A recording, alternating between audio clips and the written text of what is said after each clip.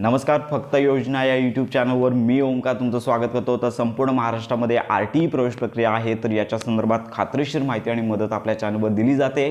तर अनेक पालक विचारत आहेत की आरटीईचा साधारणतः किती राऊंड होतात आणि दुसरा राऊंड कधी होणार। तर आरटीई अंतर्गत साधारणतः 3 राऊंड होतात आणि याच्या अंतर्गत जो दुसरा राऊंड आहे तर तो सुरू होण्यापूर्वी जो पहिला राऊंड आहे तर याची मुदत 28 तारखेपर्यंत देण्यात आली आहे।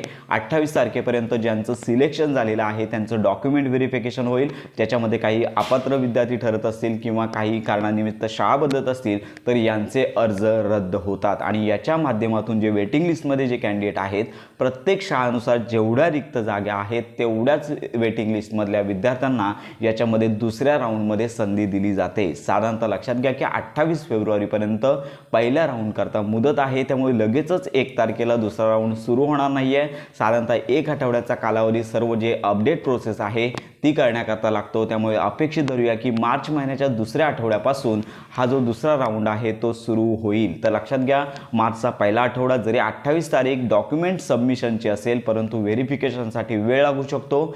जे स्थानिक ज्या शिक्षण संस्था आहेत किंवा एज्युकेशन डिपार्टमेंट आहे तर याच्यामार्फत डॉक्युमेंट व्हेरिफिकेशन करता वेळ घेण्यात येऊ शकतो। त्यामुळे लक्षात घ्या की लगेचच 1 तारखेला दुसरा राऊंड लागणार नाही आहे। अपेक्षित धरूया की मार्च महिन्याच्या दुसऱ्या आठवड्यापर्यंत हा दुसरा राऊंड लागण्याची शक्यता आहे। तर दुसरा राऊंड लागल्यानंतर संपूर्ण माहिती आपल्या चॅनलवर दिली जाईल। तर अशा प्रकारे साधारणतः 3 राऊंड होतात, जोपर्यंत त्या शाळांमधले ॲडमिशन पूर्ण होत नाही तोपर्यंत ही राऊंड प्रक्रिया पूर्ण होत असते। तर अशा प्रकारे आता सध्या शाळांमध्ये ज्यांचे ॲडमिशन कन्फर्म झालेले आहेत तर यांचे अपडेट स्थिती पोर्टलवरती उपलब्ध होत आहे, तुम्ही देखील हे पाहू शकता। तर लक्षात घ्या की तुम्ही अर्ज सबमिट केला असाल आणि जर तुम्हाला मेसेज आला नसेल तर चिंता करू नका, 28 तारखेपर्यंत तुम्हाला डॉक्युमेंट व्हेरिफिकेशन स्टेटस येईल, तुमचा मेसेज देखील तुम्हाला आल्याचं पाहायला मिळेल। याचबरोबर पोर्टलवरती शाळेच्या नावांमध्ये जरी आता एकही विद्यार्थ्याची संख्या दाखवत नसेल तरी 28 तारखेपर्यंत या 2 दिवसांमध्ये विद्यार्थी संख्या ज्यांचे डॉक्युमेंट व्हेरिफिकेशन होतील